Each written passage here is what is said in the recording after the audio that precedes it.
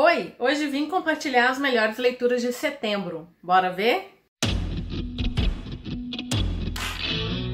Meu nome é Maísa e eu sempre tento trazer uma avaliação dos livros lidos no mês anterior. Por incrível que pareça, a gente costuma dizer que agosto é um mês interminável, mas foi o mês que eu li menos. Talvez por conta de um dos livros, que é O Conde de Monte Cristo, vou ler ele em agosto, setembro, mas o fato é que eu li menos do que os meses anteriores. Mas de fato eu não fico preocupada com a quantidade, porque foram livros muito bons. E eu vim compartilhar aquelas leituras que me divertiram mais. Bom, o primeiro deles é o aclamado, falado, elogiado O Mar Sem Estrelas. Essa é uma publicação da Morro Branco, acabou de sair no Brasil, da autora Erin Morgenstern, que é a mesma autora de O Circo da Noite. Eu ainda não li, a editora anterior ela não tinha dado continuidade, né? Não havia mais publicação há algum tempo. A Morro Branco anunciou que vai trazer esse livro também. Vai ser a minha oportunidade para conhecer essa história. E o que falar de O Mar Sem Estrelas? Agora eu entendo por que as pessoas são tão reticentes quando vão comentar essa história. Porque realmente só entrando dentro desse mundo, e qualquer coisa que eu fale a mais pode se tornar spoiler ou estragar um pouco dessa experiência de leitura que é tão encantadora. Foi uma história que me cativou tanto que eu quero gravar uma resenha só para ela. Já adianto que ela vai trazer o Zachary. O Zachary, quando criança, ele estava voltando para casa, passando por um beco, e ele passou por uma porta que estava desenhada na parede. Ele ficou muito curioso por aquela porta, ele chegou perto, ele quase levou a mão, mas ele desistiu, voltou para casa e a vida dele seguiu. Anos depois, já no seu mestrado, ele vai procurar na biblioteca algum livro para ler enquanto o semestre não recomeça. E ele acaba pegando um livro diferente, sem título na capa, e entre as várias histórias que esse livro tem, ele traz a história de um menino que passou por uma porta e decidiu não abrir essa porta. A partir de então, ele fica extremamente curioso porque é a história da vida dele, que está num livro que tem uma data muito anterior ao que isso teria acontecido de fato. O que dá para falar dessa história nesse momento, mas eu vou fazer uma resenha só para ele, porque realmente ele é encantador. Ele tem um final que é agridoce, talvez, porque ele não fecha todas as portas, mas ele abre possibilidades e eu acho que é o que deixa todo mundo muito encantado por ela. Então, em breve tem resenha aqui no canal. Outra história que eu queria comentar, que eu fiquei... Bom, eu estava com altas expectativas. É Nós Somos a Cidade, da N.K. Jemisin, uma publicação da editora Suma. Estava muito curiosa, acho que grande parte das pessoas que gostam tanto de ficção científica quanto da autora, ela já recebeu 3 prêmios consecutivos pela trilogia da Terra Partida. Então, por conta disso, estava bastante curiosa. Eu recebi esse livro do blog Coisas de Mineira para fazer resenha, então a resenha completa vai estar lá. O que eu gostei nessa história é que ela traz a sugestão de que algumas cidades têm tantas histórias, têm tantas pessoas, tantas diferenças, ela se torna tão grande que isso acaba desenvolvendo um avatar. Então o que acontece, algumas cidades ao longo do mundo, elas despertam. E esse despertar pode ser tranquilo, mas existem forças aí obscuras que tentam impedir esse nascimento desses avatares. Mas a gente vai ver o nascimento de Nova York. O que eu gostei nessa história, enquanto brasileira, é que nós temos o Avatar de São Paulo ajudando o Avatar de Nova York. Então, Paulo foi o último Avatar que acordou e é sempre o último, vai atrás do próximo para tentar proteger esse nascimento. Acontece um ataque, Nova York tem um problema, ele enfrenta um problema logo no seu nascimento. E pela primeira vez, os avatares dos distritos também vão despertar. É na mão dos avatares do distrito que vai ficar a proteção, a busca pelo avatar de Nova York. Eu gostei muito da história, eu achei ela extremamente interessante. Eu acho, assim, que para quem conhece Nova York, deve ter ficado encantado de ver as descrições, porque até eu que não conheço, comecei a perceber as nuances, né, entre os distritos, a construção desses distritos, enfim, foi extremamente interessante, mas em alguns pontos cansativo, porque justamente por não conhecer Nova York, algumas dessas descrições acabaram me cansando um pouco. A narrativa, ela se demora muito na construção desses distritos até chegar na resolução do problema, mas os distritos são os melhores possíveis. Então nós temos pessoas LGBTQIA+, nós temos pessoas de regiões as mais distintas, né, fora de outros países, que vão compor essa população de Nova York, algumas delas temporariamente, outras não. Nós temos uma discussão muito interessante sobre a questão do colonizador, né? Da gente ainda ter aquela visão de que o colonizador está desbravando, está melhorando uma comunidade, nem sempre, na maioria das vezes isso não acontece. Então a gente tem uma fala também de um desses personagens que tem como ascendência os índios, os moradores originais. Nós temos uma coisa muito interessante que é a questão da utilização do horror cósmico que vem de H.P. Lovecraft. Hoje a gente sabe que ele era um autor extremamente preconceituoso, racista. E a N.K. Jemisin, ela usa dessa ferramenta que o Lovecraft deixou e discute o racismo em cima disso. Então achei assim muito interessante nesse sentido. As discussões que ela levanta aqui são sensacionais. Eu acho que basicamente é isso que eu posso falar. Se você quiser a resenha completa, eu vou deixar o link aqui lá do blog Coisas de Mineira. Ele tá saindo em breve. Eu acho, se não me engano, quando esse vídeo estiver ao ar, a resenha vai acabar de ter saído. Dê uma conferidinha lá. Outra fantasia, Pássaro e Serpente, uma publicação da Galera Record. Aqui a gente tem uma história que é uma trilogia, o segundo, se não me engano, acabou de sair lá fora, e é um livro que chegou. Ele veio com algumas controvérsias, muita gente dizendo que ele era muito machista, que ele era muito misógino. Bom, e eu queria conhecer essa história. O fato é que a gente tem, essa época parece ser uma idade medieval, e provavelmente na França, mas isso fica meio obscuro em alguns sentidos, porque ao mesmo tempo que a gente tem momentos em que reforçam a questão de ser a era medieval, mas tem outros acontecimentos que colocam esse tempo aí meio esquisito, mas enfim, havia caça às bruxas. Então, é de se supor que se fala de caça às bruxas, a gente vai ter misoginia. A gente sabe muito bem que a caça às bruxas ela foi utilizada para acabar com as mulheres que incomodassem de alguma forma. Mesmo que elas nem incomodassem, o marido que não tivesse satisfeito com sua esposa, com sua filha, ele poderia declará-las bruxas e ele teria o problema resolvido. Então,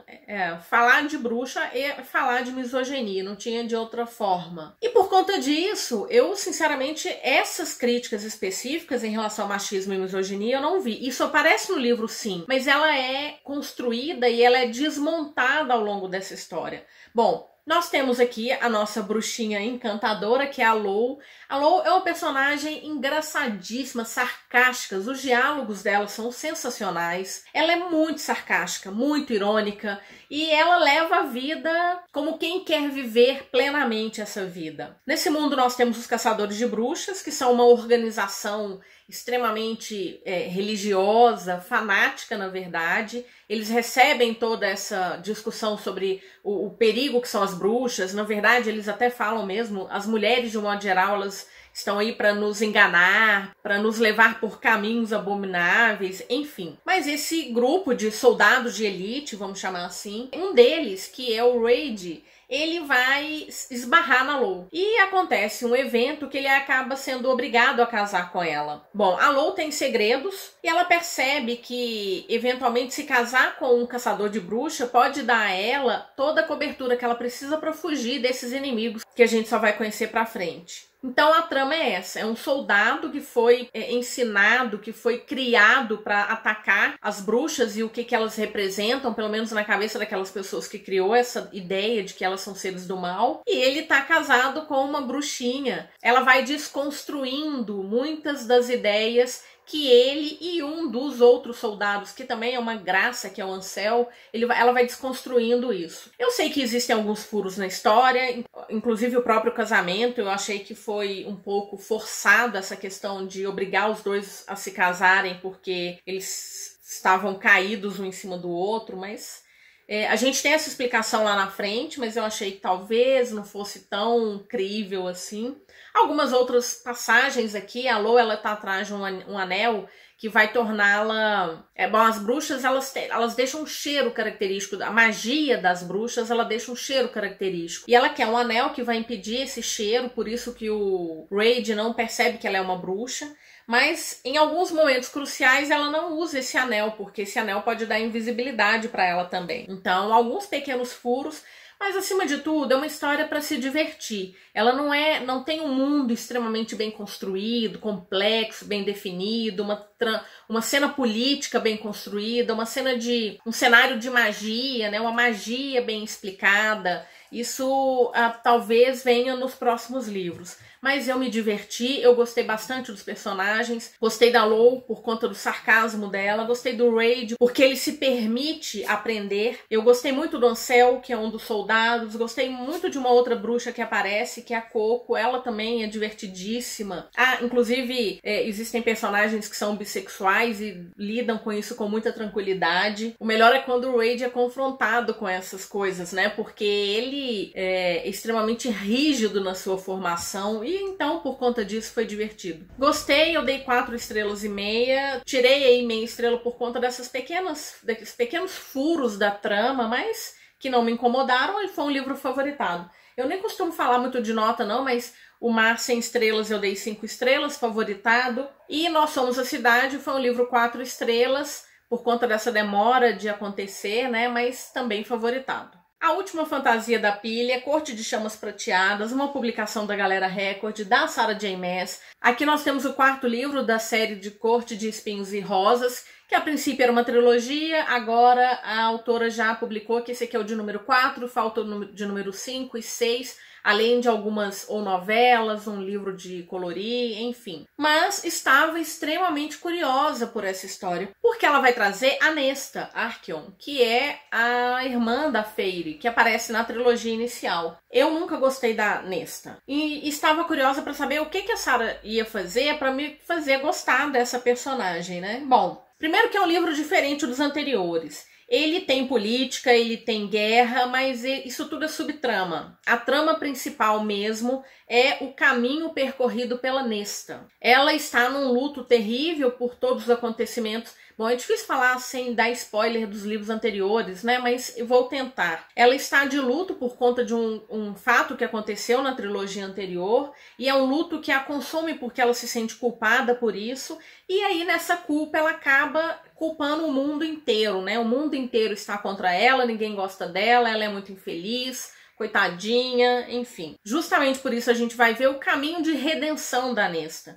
E é um caminho muito interessante, porque ele não é rápido, não. Dá pra imaginar, assim, que ela rapidamente ia aprender, não. Ela demora muito a aprender, ela demora muito a admitir os erros dela, ela demora muito a se entregar pro parceiro dela. E um outro fato que eu acho que vale a pena mencionar é que ela está longe das irmãs. E ela acaba formando um outro grupo de amigas que são, assim, gracinhas demais. Uma delas, inclusive, já estou shippando com outro personagem. Ai, se a Sarah não fizer isso, eu vou ficar extremamente chateada. Aliás, essas duas personagens foram, por mim, shippadas devidamente com outros 2 personagens, mas a Sarah que lute para trazer o que eu quero. Vale mencionar que esse livro é extremamente hot. Se estávamos tão empolgadas com o capítulo 55 lá da trilogia inicial, esse capítulo 55, ele parece coisa de criança, porque é um livro que tem muitas cenas eróticas.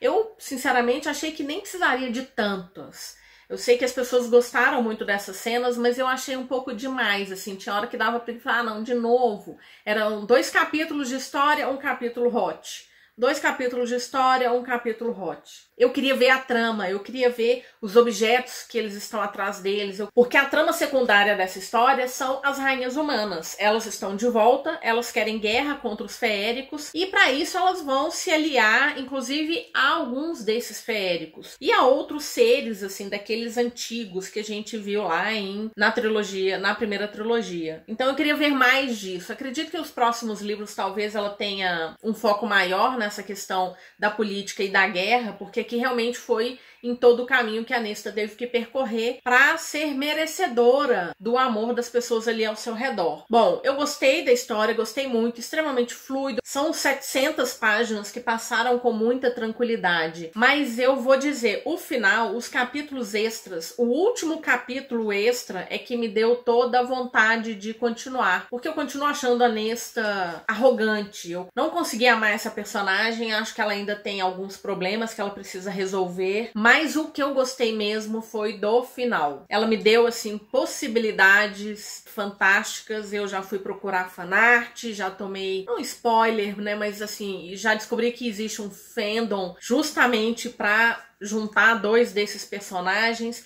e, inclusive, uma perspectiva aí pro Lucien que eu achei muito bacana, né? Vamos ver se os fãs do Lucien vão ter isso resolvido pela Sarah. Ele é um dos personagens que merece ainda muito carinho aí por parte da trama dessa nova trilogia. Vamos ver o que vem aí. 4 estrelas e meia, porque eu achei que as cenas hot foram exageradas, não é à toa que tá aqui desclassificação etária mais 18, mas foi favoritado de qualquer maneira. E agora um thriller. Eu gosto muito da escrita do Harlan Coben, mas confesso que fazia tempo que eu não lia. E foi uma leitura coletiva do Clube do Livro BH que me trouxe de volta para o mundo dos thrillers e do Coben. Além do que, temos a adaptação que acabou de sair, uma adaptação francesa que está disponível já na Netflix. Então, é Desaparecido para Sempre. Essa é uma publicação que saiu nos Estados Unidos em 2002, foi publicada no Brasil em 2009 e agora sai com essa nova composição gráfica que a Arqueiro tá dando para os livros do Coben, e realmente é uma história especial. O protagonista de Desaparecido para Sempre é o Will. Ele tinha uma namorada vizinha dele e ele acaba terminando,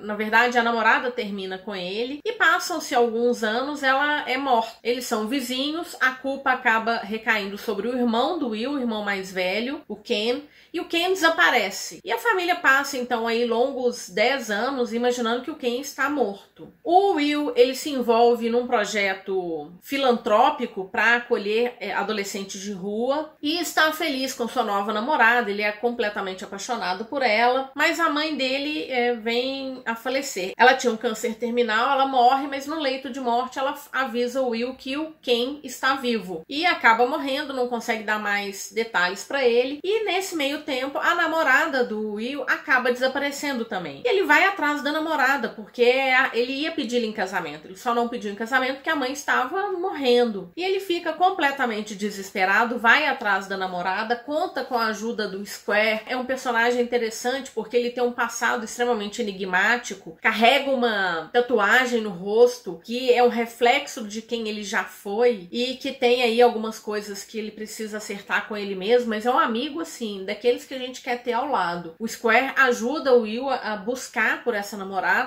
Acaba que chega também a notícia de que foi encontrado um corpo e que possivelmente é a namorada, a atual namorada do Will. Daí é que é uma reviravolta atrás de reviravolta. Muitas coisas vão acontecendo e o Harlan Coben faz isso, né? Você tem um monte de fatos, assim, espalhados que parecem não ter conexão nenhuma e de repente todos eles se entrelaçam. Então é isso, sem aprofundar muito na história, ela é fantástica porque na hora que você imagina que a história acabou, que está tudo concluído, nós temos mais uma reviravolta surpreendente. E depois disso, mais uma nova reviravolta, né? Aqueles plot twists de deixar a gente sem fôlego. Eu achei fantástico, achei extremamente incrível. São reviravoltas que fizeram muito sentido. E por conta disso é um livro que eu favoritei. É difícil eu favoritar livros de suspense, não sei porquê. São histórias que eu me divirto, me deixam extremamente imersa nela, mas essa realmente teve que ser favoritada.